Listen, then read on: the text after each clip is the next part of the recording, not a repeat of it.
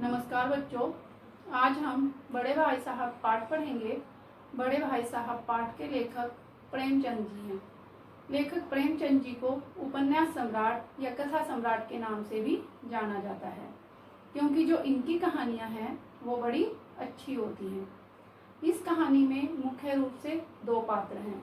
दोनों सगे भाई हैं और दोनों भाई घर से दूर छात्रावास में रहते हैं।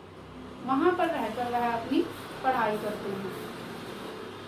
तो लेखक जो बड़ा भाई था, एक छोटा भाई है, एक बड़ा भाई है। जो बड़ा भाई था वो छोटे भाई के प्रति अपनी पूरी जिम्मेदारी समझता है और सोचता है कि मैं कोई भी ऐसा काम न करूं जिससे कि मेरे छोटे भाई पर उसका गलत प्रभाव पड़े।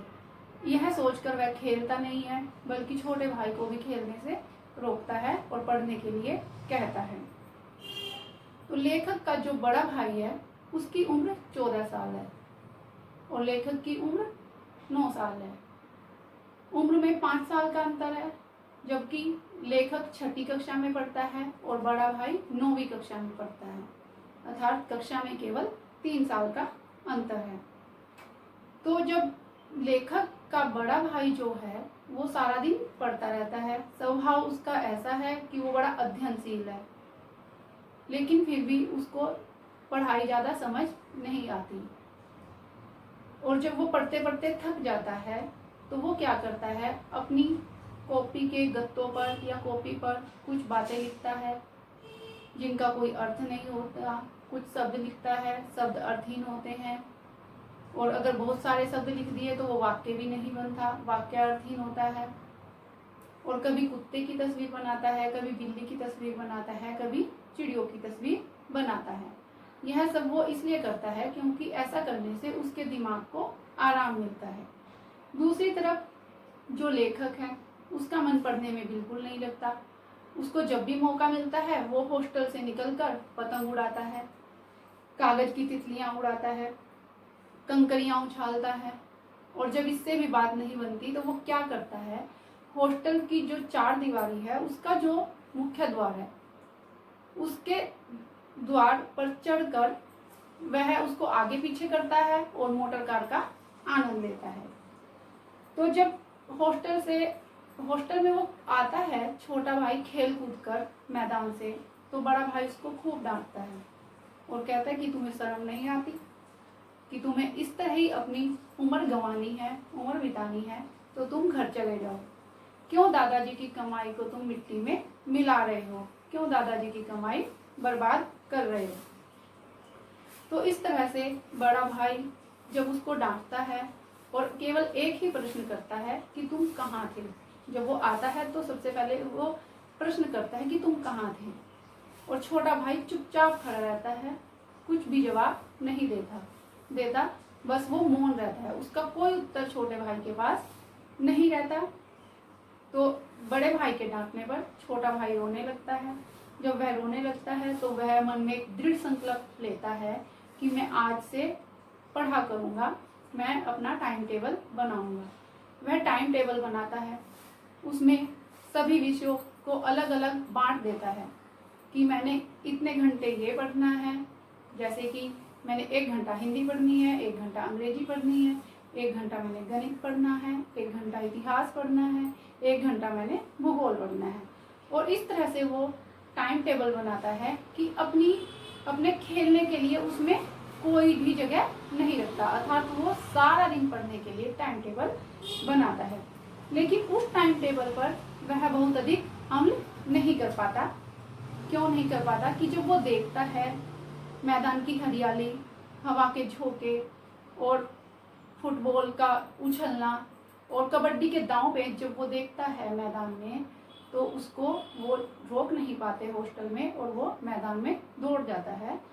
उसको ये परवाह नहीं रहती, ये डर नहीं रहता कि मेरे बड़े भाई ने मुझे डांटा था और वो फिर डांटेंगे, फिर पूछेंगे कि तुम कहाँ गए थे। वो निडर होकर चला जाता है। फिर क्या होता है, वार्षिक परीक्षा होती है। वार्षिक परीक्षा में बड़ा भाई फेल हो जाता है, जो कि 9वीं कक्षा में ही था, 9वीं में ही रह जाता है। और जो 6ठी कक्षा में था लेखक, वो पास हो जाता है, वो 7वीं में आ जाता है। तो दोनों के बीच 2 कक्षाओं का अंतर रह जाता है। लेखक बड़े भाई साहब से कुछ कहना चाहता था। वो सोचता था कि मैं कुछ कहूँगा भाई साहब को जब मुझे डांटेंगे कि तुम तो पढ़ने के बावजूद भी फेल हो गए और मैं पास हो गया, लेकिन वो फिर भी चुप रहता है। पर एक दिन क्या होता है, बड़े भाई साहब इस बात को भांप लेते हैं, यानी जान लेते हैं कि यह स्वतंत्र हो गया, इसके मन में कोई डर नहीं रहा।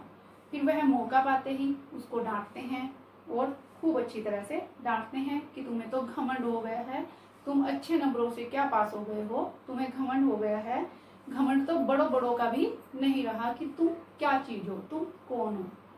और बहुत सारे ऐतिहासिक उनको उदाहरण भी देते हैं। उसके बाद क्या होता है, पाठ्यक्रम की मुश्किलें जो होती हैं वो बड़े भाई साहब छोटे भाई को बताते हैं और कहते हैं कि भाई साहब और भाई साहब कहते हैं कि मेरे भाई फेल होने पर न जाओ कि मैं फेल हो गया, कि तुम ये सोच रहे होंगे कि मैं फेल हो गया और तुम पास हो गए, कि मेरे फेल होने पर न जाओ, जब तुम मेरी कक्षा में आओगे तब तुम्हें पता चल जाएगा कि बड़ी कक्षाएं कितनी मुश्किल होती है।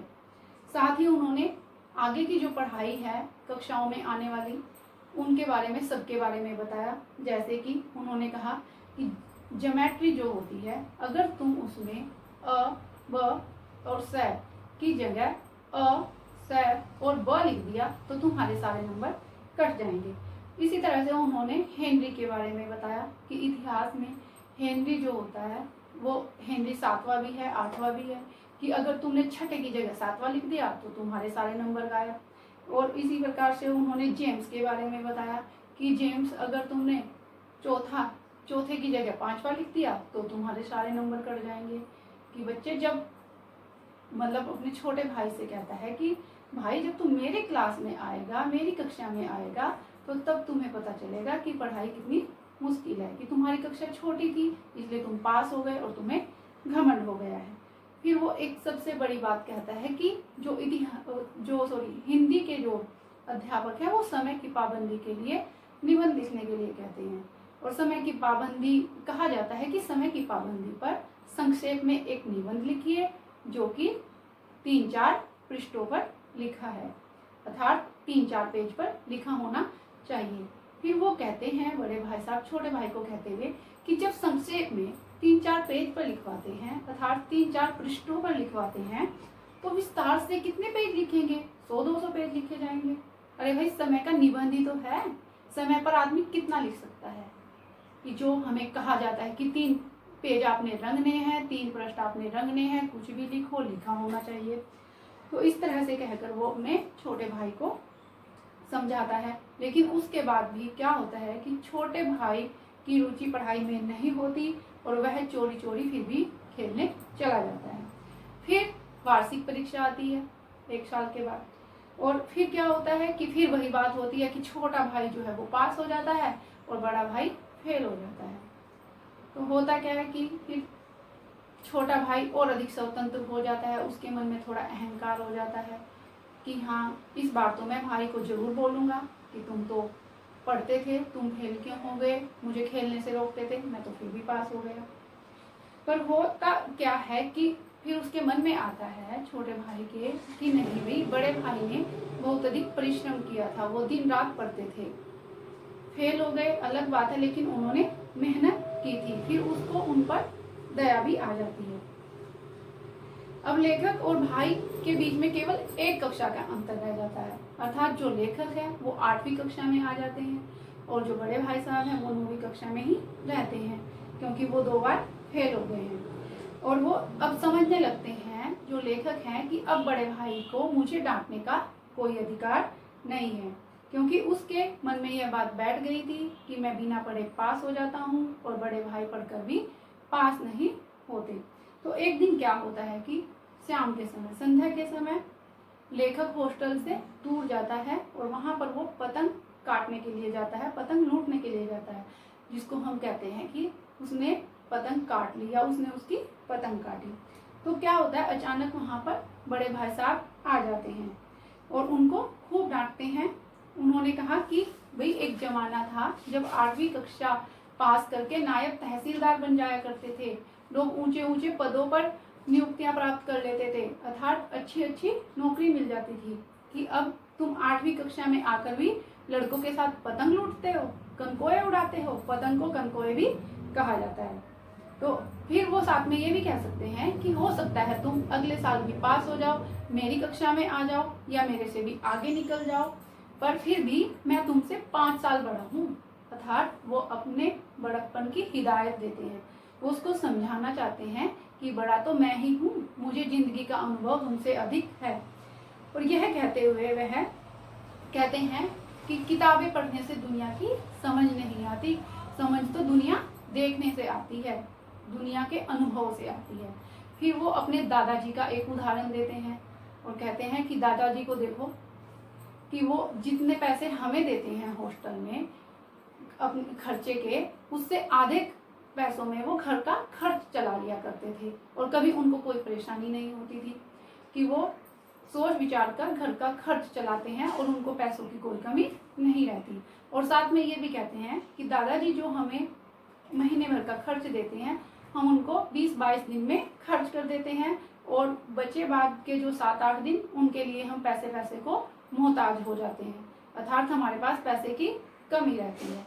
तो इसलिए वो कहते हैं कि जो बड़े आदमी होते हैं उनको जिंदगी के अनुभव ज़्यादा होते हैं।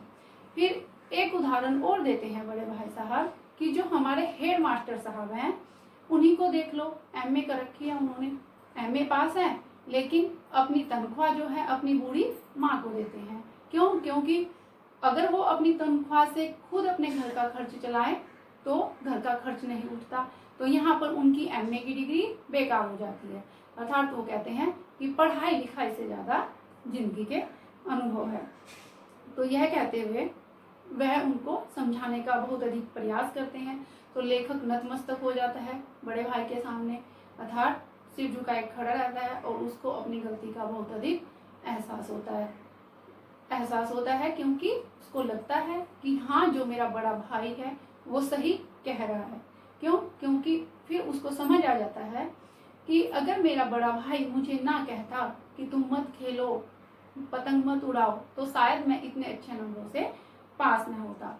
तो लेखक जब चुपचाप खड़ा रहता है और बड़ा भाई इस बात को समझ लेता है कि इसको अपनी गलती का एहसास हो गया, तो उसको वह गले से लगा लेता है।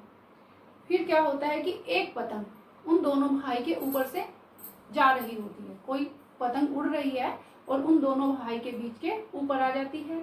तो जो बड़ा भाई कभी पतंग नहीं उड़ाया करता था, तो वो क्या करता है, उछलकर, क्योंकि उसका जो कद था वो छोटे भाई से लंबा था, उछलकर उस पतंग को हाथ में ले लेता है और हॉस्टल की तरफ चला जाता है और पीछे पीछे छोटा भाई भी चल देता है।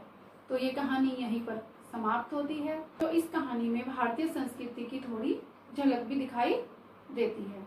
क्यों? क्योंकि हमारी जो भारतीय संस्कृति है उसमें बड़ों के प्रति जो श्रद्धा होती है वो हम बड़ों का आदर करते हैं, और जो हमारे बड़े होते हैं वो हम छोटों का भी ध्यान रखते हैं, अर्थात वो अपनी जिम्मेदारियों को निभाते हैं। तो इसलिए मुझे यह कहानी बहुत अच्छी लगी और आशा करती हूँ कि आपको भी कहानी पसंद आई होगी।